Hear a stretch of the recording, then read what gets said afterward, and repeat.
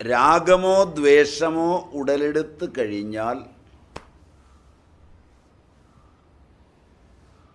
ഏതെങ്കിലും ഒരു ഭാഗത്തു നിന്നോ രണ്ടു ഭാഗത്തു നിന്നുമോ ഉടലെടുത്ത് കഴിഞ്ഞാൽ അത്തരം വിഷയങ്ങളെ ജ്ഞാനത്തിൽ ഉപസംഹരിച്ചിരിക്കണം. തുടരാൻ അനുവദിക്കരുത്. തുടരാൻ അനുവദിച്ചാൽ ഊർജദായക ശക്തി മുഴുവൻ നഷ്ടപ്പെടും.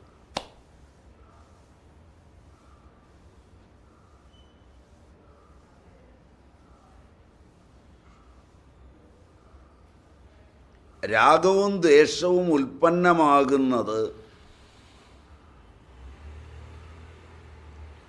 വർത്തമാന കാരണങ്ങളിൽ ഒന്നുകൊണ്ടുമാകണമെന്നില്ല.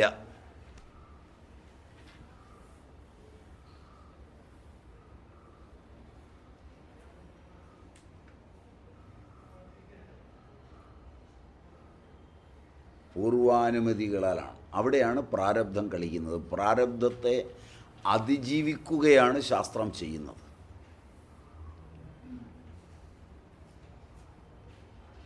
പ്രകർഷേണ ആരംഭിച്ച പൂർവജന്മത്തിൻ്റെ തിരിച്ചറിവാണ് ഈ ലോകത്ത് നമുക്കുണ്ടാകുന്ന എല്ലാ രാഗദ്വേഷങ്ങളും.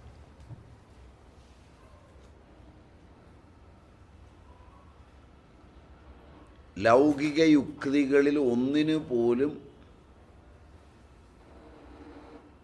കണക്ക് കൂട്ടിയെടുക്കാവുന്നവയല്ല രാഗദ്വേഷങ്ങൾ.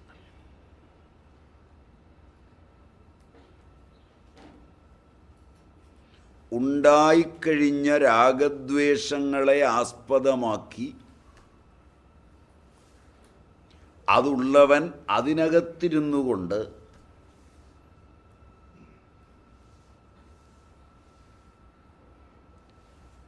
അതിൽ നിന്ന് വേറിട്ടവനെ എന്ന പോലെ യുക്തിഭദ്രമായി കാരണങ്ങൾ തേടുന്നു.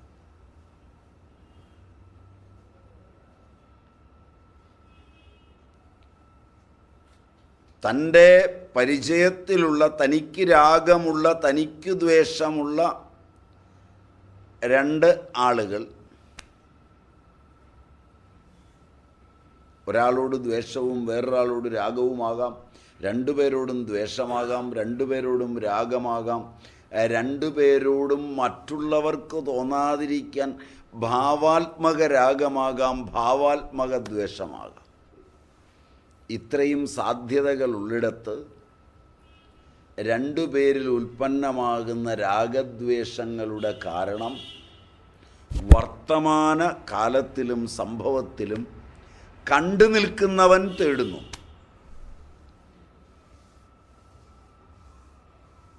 പ്രാരബ്ധവശാൽ വരുന്ന പൂർവവാസനകളല്ലാതെ വർത്തമാന രാഗദ്വേഷങ്ങൾക്ക് ഒരു കാരണവുമില്ല.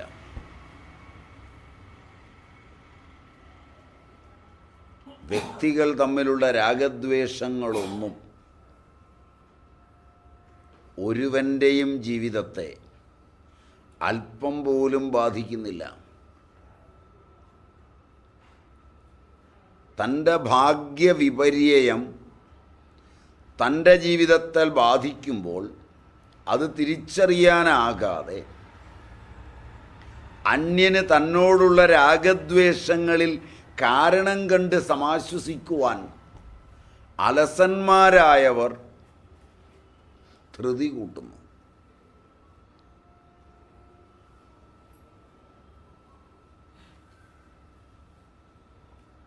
ഞാൻ പറഞ്ഞത് ഏതെങ്കിലും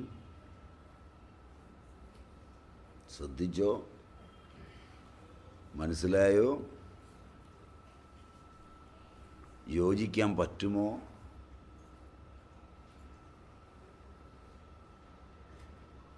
എന്നൊക്കെ ആലോചിക്കുന്നത് നല്ലതാണ്.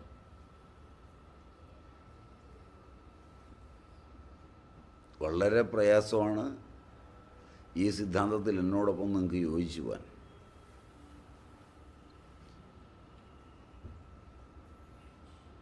എൻ്റെ വാസനകൾ കൊണ്ട്, എൻ്റെ പ്രാരബ്ധങ്ങൾ കൊണ്ട് ലോകത്തെന്നോട് രാഗമോ ദ്വേഷമോ മറ്റുള്ളവർക്കുണ്ടാകുന്നത് എന്നെക്കുറിച്ചുള്ള വേറെ ആരുടെയും അറിവിൽ നിന്നല്ല.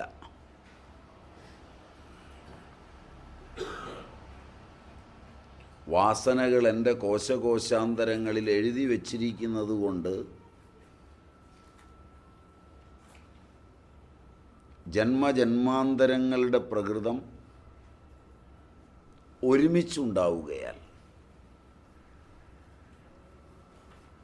കാലചക്രപ്രവാഹം ചാക്രികമായി പ്രവഹിക്കുമ്പോൾ ഒരേ തരത്തിലുള്ള സംഭവങ്ങൾ തന്നെ ആവർത്തിക്കുന്നതാണ് കാലത്തിൻ്റെ സ്വഭാവമെന്നതുകൊണ്ട് പൂർവമായ അറിവ് രാഗവുമായോ ദ്വേഷവുമായോ മിശ്രമായോ ചേർത്തുവെച്ചാണ് ഈ ജനിമരണങ്ങൾ ഉണ്ടാകുന്നത്.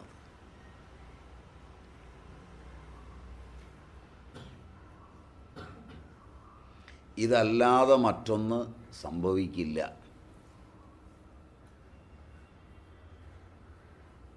ഇതാണ് സംഭവിക്കേണ്ടത്,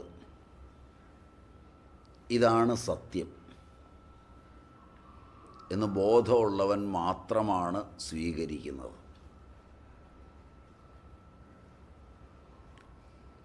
സത്യമായ അനുഭവത്തെ സ്വീകരിക്കാതിരിക്കുകയും മിഥ്യാകൽപ്പിതമായ അനുഭവത്തിനായി ഭാവന ചെയ്യുകയും അനുഭവങ്ങളായ സത്യങ്ങളെ നിരന്തരം നിരാകരിക്കുകയും ചെയ്യുകയാണ് വിദ്യാഭ്യാസം കൊണ്ട് ആധുനിക മനുഷ്യൻ ചെയ്യുന്നത്.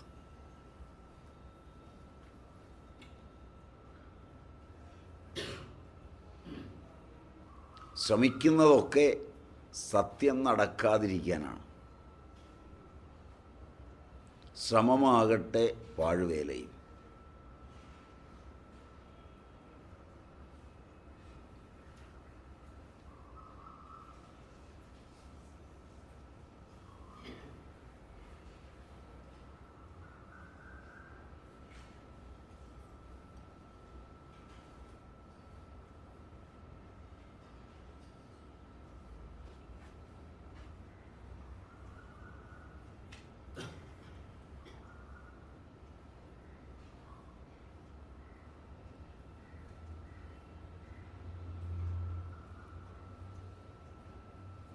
നിശബ്ദ കനത്തതായതുകൊണ്ടാണ് ഞാൻ നിർത്തിയത്. നിശബ്ദത കനത്തതായതുകൊണ്ടാണ് ഞാൻ നിർത്തിയത്.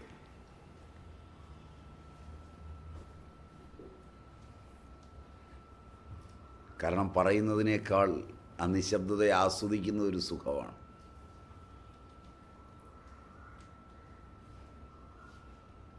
ഇനി കുറേ സമയത്തേക്കെങ്കിലും നിങ്ങളുടെ കാത് കേൾക്കില്ല.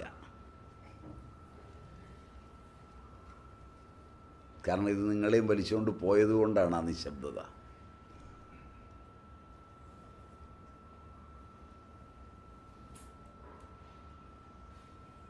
കാരണം ഇത് പചിച്ചു വരാൻ സമയമെടുക്കും.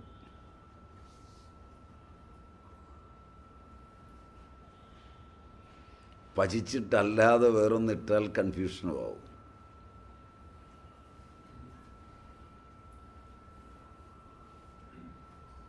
എന്തു തോന്നുന്നു? ശരിയുണ്ടോ?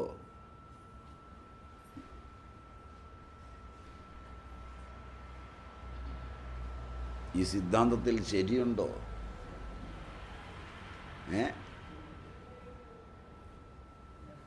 ഉണ്ടോ?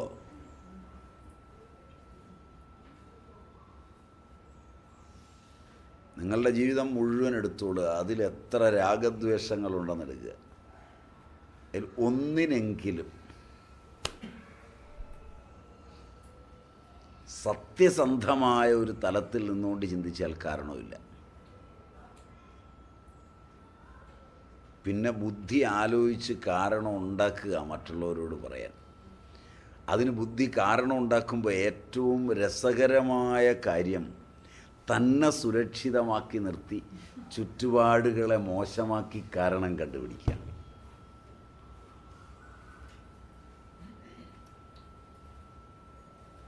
ഞാൻ പാവവും നിരുപദ്രവകാരിയും നിഷ്കളങ്കനും നിർമ്മമനും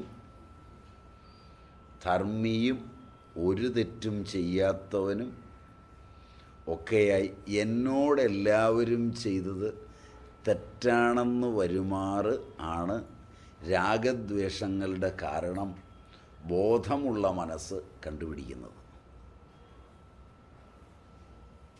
ഈ കണ്ടുപിടുത്തമാണ് നിങ്ങളുടെ ആത്മവികാസത്തിലെ ആദ്യത്തെ ശത്രു. പിന്നെ രക്ഷപ്പെടില്ല. പിന്നെ ലോകത്ത് നിന്ന് ഒന്നും ശ്രവണം ചെയ്യാനോ ഉൾക്കൊള്ളാനോ വികസിക്കാനോ അറിയാനോ സാധ്യതയില്ല. കാരണം പൂർണ്ണതയുടെ ഒരു മുഖം വിശ്വാസപൂർണമായി എനിക്കുണ്ട്. അഹംബുദ്ധി ചേർത്ത് അത് വാദിച്ച് ജയിക്കുമ്പോഴെല്ലാം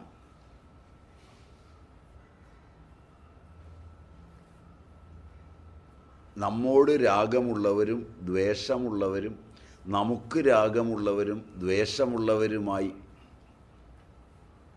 മിശ്രരൂപത്തിൽ വരുന്ന ഇടപാടുകാർ മുഴുവൻ